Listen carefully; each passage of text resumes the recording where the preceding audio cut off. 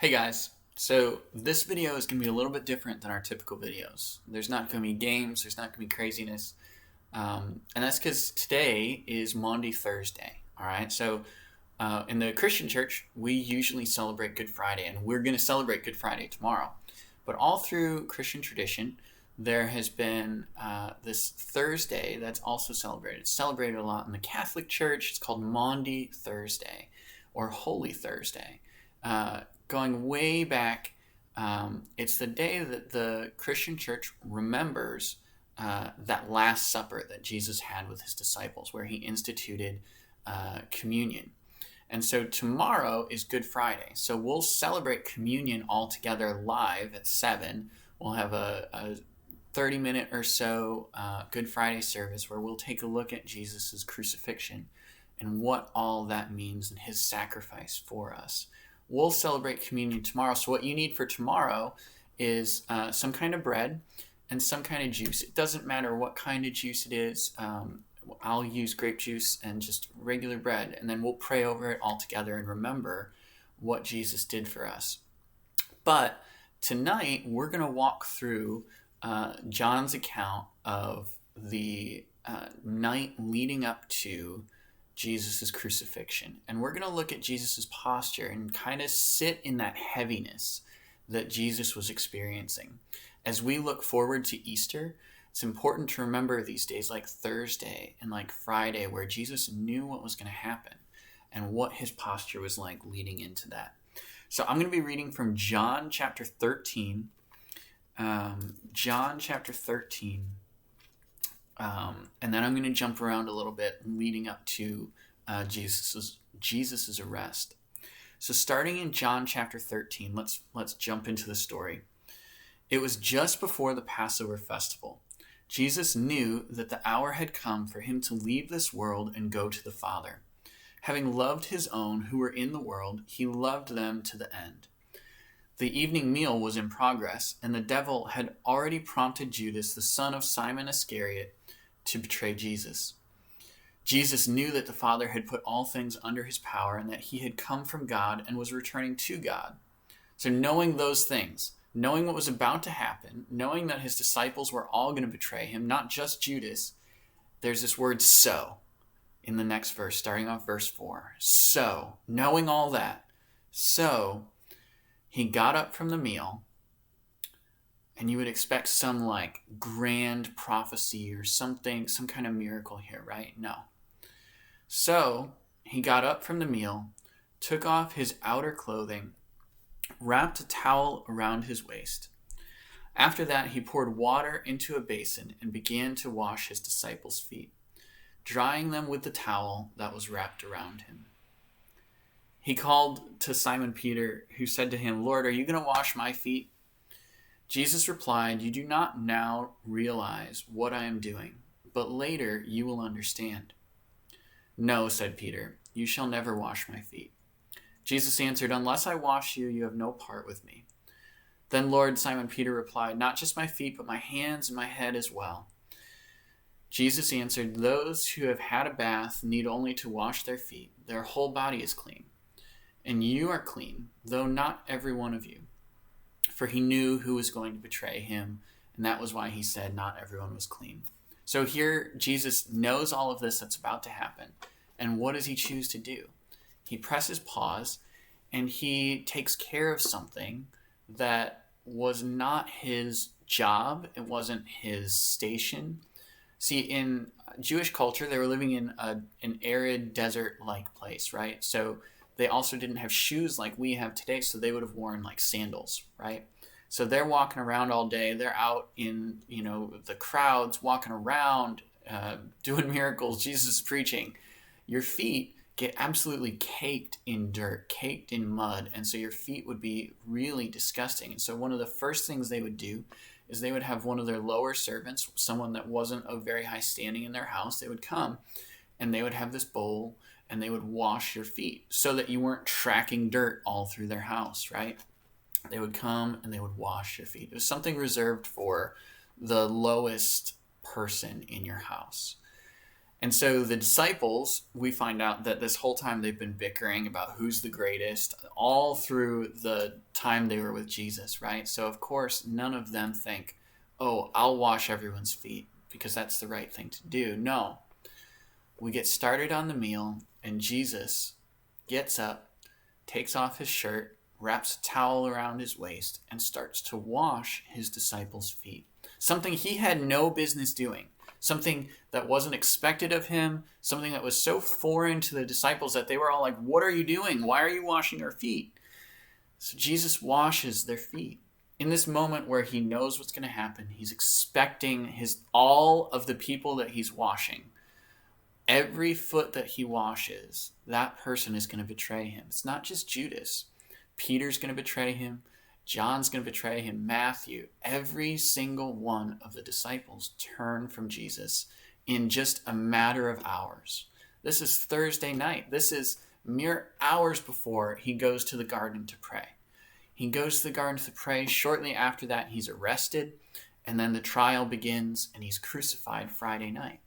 This is hours before all this happens, and Jesus knows what's going to happen. He knows what's about to go down, and this is the posture that he takes. I need to serve my disciples. I need to love my disciples. He goes on, he says, do you understand what I've done for you after he finished? He asked them, you call me teacher and Lord, and rightly so, for that is what I am. Now that I, your Lord and teacher, have washed your feet, you also should wash one another's feet. I have set an example that you should do as I have done for you. Very truly I tell you, no servant is greater than his master, nor is a messenger greater than the one who sent him. Now that you know these things, you will be blessed if you do them.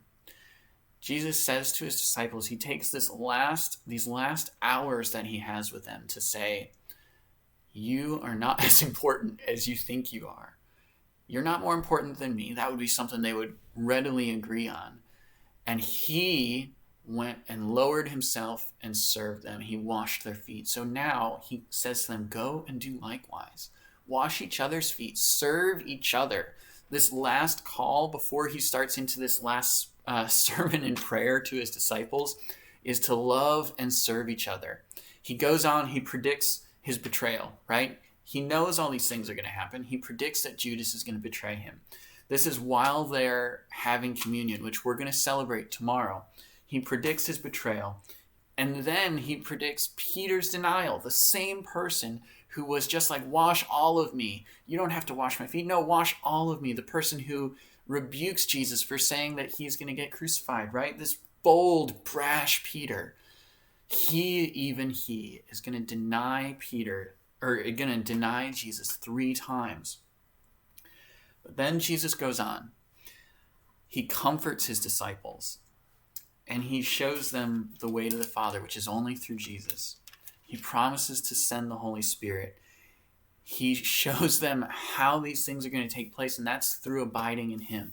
The passage about the vine and the branches is nestled in here. Like the path to peace and comfort and connection to the Lord is connection through Jesus, staying connected to the vine. The world will hate you. We see over and over again the work of the Holy Spirit. He is going to come and he is going to do things. He's going to turn your grief into joy. He takes these last moments he has with the disciples to encourage them. Stay connected to me. The world is going to hate you. It's going to be okay, but stay connected to me. I will send my Holy Spirit. And then Jesus begins. He goes into the garden to pray. And there's this passage in chapter 17 that details his prayer in the garden. And he prays to be glorified, right? He prays, Lord, accomplish your work in me. Do what you're going to do. He knows what God is going to do. He prays that the Lord would accomplish it, that he would accomplish all the things he's intending to set out to do. But then he prays for his disciples because he knows they're weak and a bunch of, to be honest, cowards and losers. Guys who didn't get it the whole time that they were with Jesus. He prays for them. He prays that that the Father would protect them. He prays that they would be led into abundance and life and that they would be the leaders that the church needed. But then this is one of the last things I want to read for you. He prays for all of us, all the believers who come after. He says, my prayer is not just for them alone, not just for the disciples. I pray also for those who will believe in me through their message, that all of them may be one, Father, just as you are in me and I am in you.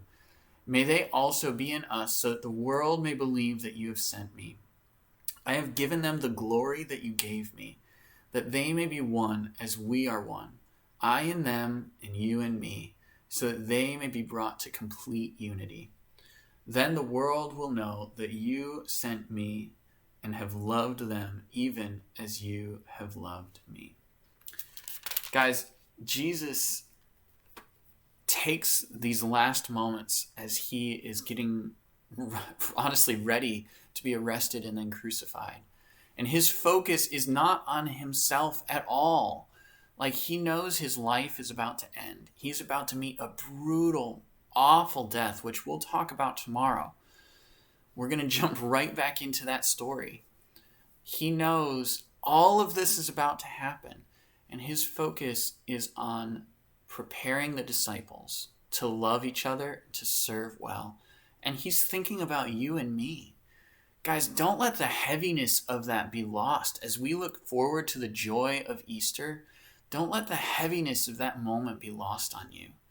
Jesus knows what he's about to do, and the whole time he's thinking about other people. He's thinking about the disciples. He's thinking about you and me. He's thinking about the weight that he is about to carry as our sin is transferred onto him as the perfect sacrifice. He knows all of that. He's weeping in the garden, and his heart is still for you and for me. Guys, that's inspiring. As we head into Easter this weekend, my hope is that we would reflect on that. Reflect on what Jesus' heart was when things were hard. When things were difficult in his life, he looked for opportunities to bless others and to serve and to love. And guys, things are hard right now. But as we're heading into Holy Week, my prayer for you guys would be that you would look for opportunities to bless others, to serve others, and to love everyone around you. Because that is how Jesus lived on Maundy Thursday. When things were hard and things were out of control, Jesus loved, served, and sought to bless. Guys, we'll see you tomorrow at 7 o'clock for our Good Friday live communion service. Feel free to reach out if you have questions or if you need anything. We'll see you tomorrow.